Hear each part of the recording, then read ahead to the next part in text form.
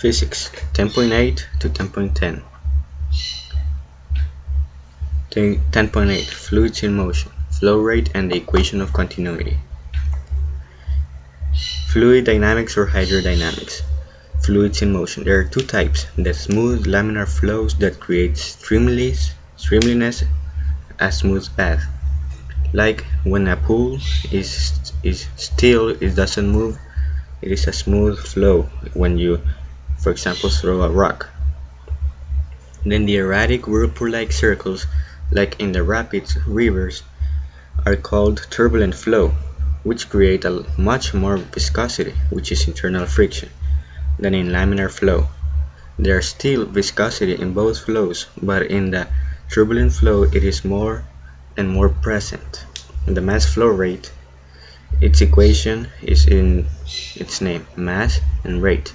The change in mass over the change in rate. We know that density times volume is mass, so we can substitute this is equal to mass over time. Then volume is area times the length, and we substitute. Then we know that L, which is a distance over time, is velocity. So we have the equation of continuity, and we can see that the density 1 times area 1 times velocity 1 will be equal to density 2 area 2 times velocity 2. The equation of continuity when the density is constant when dealing with moved fluid is area 1 times velocity 1 equals area 2 times velocity 2. This is pretty basic. An example: in humans, blood flows from the heart to the aorta, from which it passes into the major arteries. These branch into the small arteries, which are called arterioles, which in turn branch into myriads of tiny capillaries. Figure 10.21, which is this one. The blood returns to the heart via the veins. The radius of the aorta is about 1.2 centimeters, and the blood passing through it has a speed of about 40 centimeters per second. A typical capillary has a radius of about 4 times 10 to the negative 4 centimeters, and blood flows through it at a speed of about 5 times 10 to the negative 4 meters per second. Estimate the number of capillaries that are in the body. So, the aorta pumps to the little capillaries, so there is the same blood flow. So we can use the equation of continuity when the density is the same, because it is the same blood. So we have area times velocity 1 equals area times velocity 2. Area will be pi r squared, so we substitute here and here. We cancel out pi's and send this, send r squared velocity 2 to divide. We just then substitute radius squared of the aorta, the big one, will be here divided by r squared velocity squared of the little capillaries will be equal to x, because there are x numbers of capillaries. So we have that it is about 7 times 10 to the 9 capillaries. Okay, to do it again, what we did was substitute. This area will be pi r squared and area 2 will be x times pi r squared, because we were trying to find the number of capillaries, and this must equal to this because it is the same flow rate. So if we just then send this to divide and substitute, and we get the answer. Example 2. Heating duct to a conductor. What area must a heating duct have if air moving 3 times 0 meters per second along it can replenish the air every 15 minutes in a room full of volume 300 meters cubed? Assume the air's density remains constant. So we have volume, we have time, and we have velocity. So it means that in one side of the equation there will be a velocity, and the other side will be volume over time. We know that volume is length over T. So we substitute into the part of the equation that concerns the room, not the duct. So area 1 of the duct times velocity 1 of the duct equals area 2 of the. We know that area times length is the volume, so the volume of the room over the time. So we send this to divide all this, and we get that area 1 equals the volume of the room over velocity of the duct times the time, which the time needed to replenish the air, which is 15 minutes. So we substitute. Volume is 300 meters cubed over velocity 1, which is 3 meters per second, times 15 minutes times 60 seconds. We get an area of 0.11 meters squared.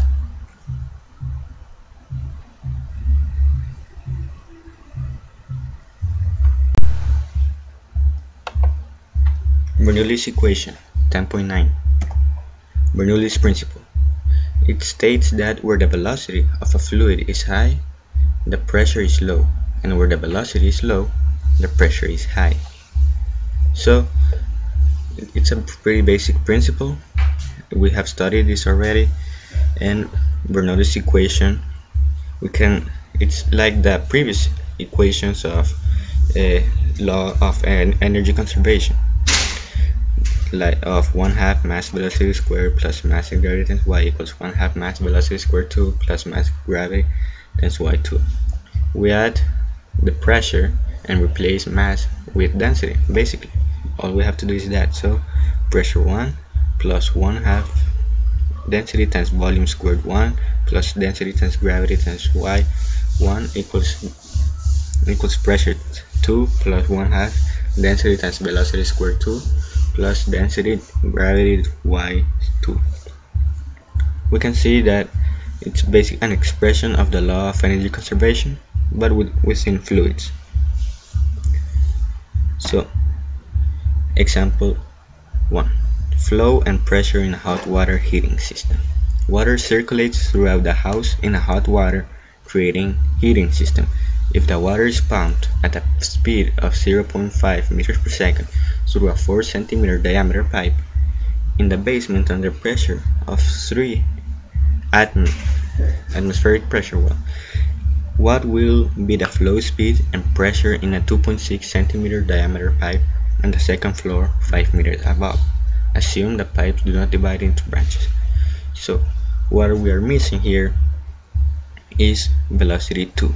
We do not know velocity 2, so we use the equation from the previous section that says area 1 velocity 1 equals area 2 velocity 2. We do not take into consideration density because it is the same water, and water is basically incompressible. So area 1 times velocity 1 equals area 2 velocity 2. We send area 1 to divide and to find velocity 1. Velocity 1 equals area 2 times velocity 2 over area 1. Area will be pi squared in both cases. We can cancel out pi, and we get that velocity 1 equals r squared 2 velocity 2 over r squared 1. So we just plug in and we get 1.2 meters per second. Now we use this equation to find the pressure, atmospheric pressure. We know that pressure is when its SI unit reaches a value greater than 1 times 10 to the 5. 1 times 10 to the 5 it's considered at atmospheric pressure. So we copy the equation and then we solve for pressure 1. So we send this to subtract and this to subtract. So we get that 1/2 density times velocity squared 2 from here minus velocity squared 1 from here We can do these parentheses because they have the same.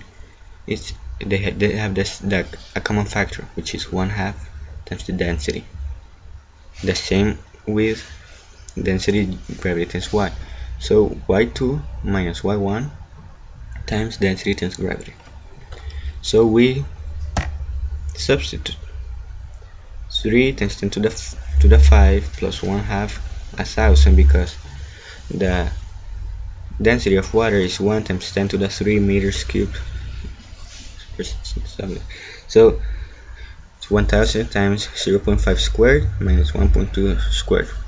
We have here the velocity plus 1000 times 9.8, which is gravity, times 0 minus 5. So it's 300,000 minus 595 minus 49,000. Pressure 1 equals 250,405, which is equal to 2.5 atm.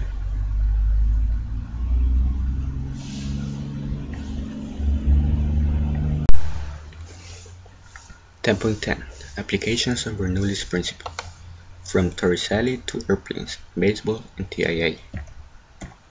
From Torricelli theorem, when velocity is squared, when velocity 2 equals 0. We take into consideration this diagram. Velocity 2 is 0. In here, velocity 1. There is no horizontal velocity here, but here there is. So this Torricelli theorem was actually found before Bernoulli's equation, or Bernoulli's principle. So it states that velocity 1 equals the square root of 2 times gravity times the change in y. And when there's no vertical movement, and in Bernoulli's equation, pressure 1 plus 1/2 density velocity squared 1 equal density 2 plus 1/2 density times velocity squared 2. When there's vertical movement, y is equals to 0. So density times mass, density times gravity times 0 is 0. So it's not part of the equation. Airplanes, wings, and dynamics lift. The shape of the wings of an airplane aerodynamics and curve the air around it. Air with high pressure tends to go to places where air has lower pressure, somehow like diffusion. Pressure has a lower pressure, so the wings shapes at air around it. Air with high pressure tends to go to places where air has lower pressure, so the wings shapes allow for an aerodynamic lift. Here we see the diagram. The wind goes here, there's an increase in velocity, so there's lower pressure. But since here is there's no increase in velocity or no significant increase, there's a higher pressure. So this high pressure air wants to go to the lower pressure. So and since the lower pressure is up, the air in the high pressure lifts the airplane. The angle of attack should not exceed the 15 degree, or the stall will push too heavily on the bottom part of the wing and might turn the airplane upside down. The angle of attack. Let's consider this as the airplane. This purple part. It's the chord from the angle from the flight path to the chord with the chord of the airplane. If there is a big angle, the air from here will start pushing the bottom of the wings or the airplane, and will cause it to go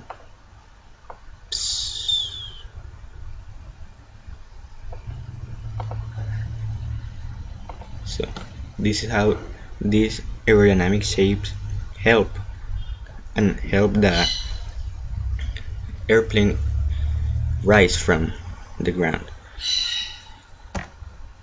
Sailboats. Sailboats can move against the wind with the right position. We see wind here. It crashes with the boat that is inclined at an angle. At an angle, the boat might just go sideways because the keel But because of the keel's precision, this is the keel, under the ship, water makes an opposing force almost perpendicular to the keel. The wind crashes this part and here, and so it tends to make it go this way. You see, force of the wind. But the keel, as the boat goes sideways, the water makes an opposite force, which is this one. So the horizontal components are opposite and basically the same, so they cancel out. So only their forward components, or let's say, are only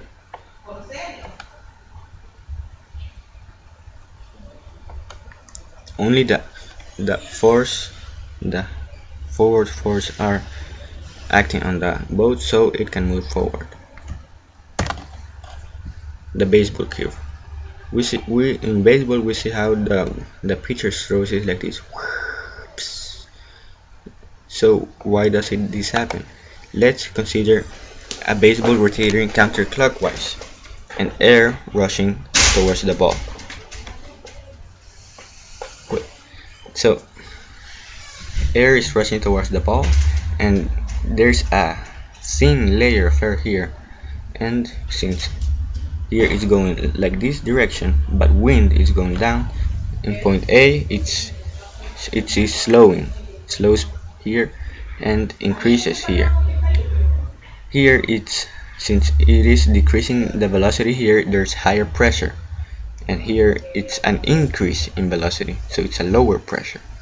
So the high pressure from here tends to go to point B where there's low pressure, so the ball curves.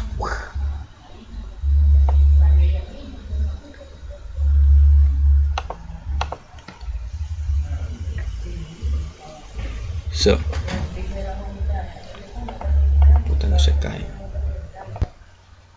like a blow to the brain, TIA. So consider the person playing ping pong excessively but has a partially blocked subclavian artery. This is the subclavian artery. Let's say he has a constriction, and since he is excessively playing, he needs more blood on his arm.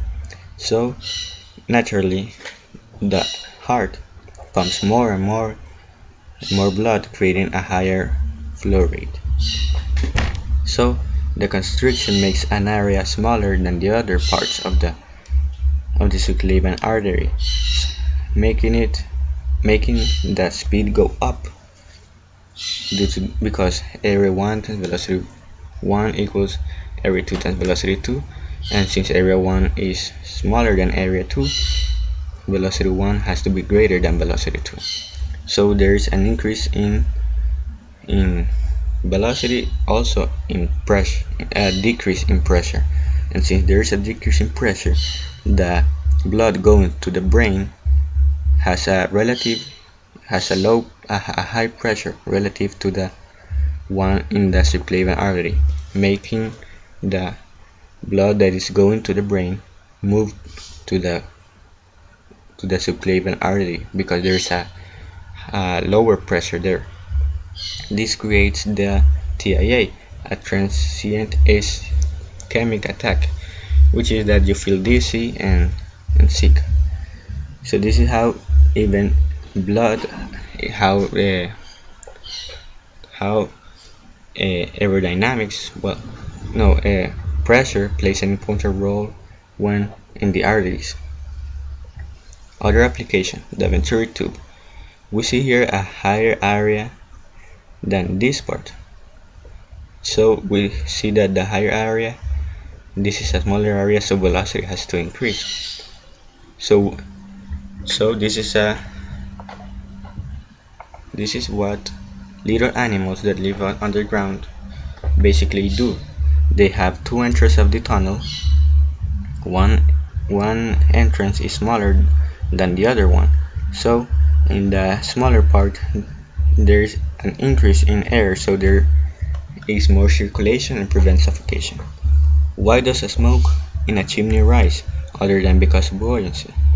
because there's lower pressure up up outside of the house and chimney than in the house. So we can see how this lower pressure high pressure thing not only can inflate both solids, gas and fluids.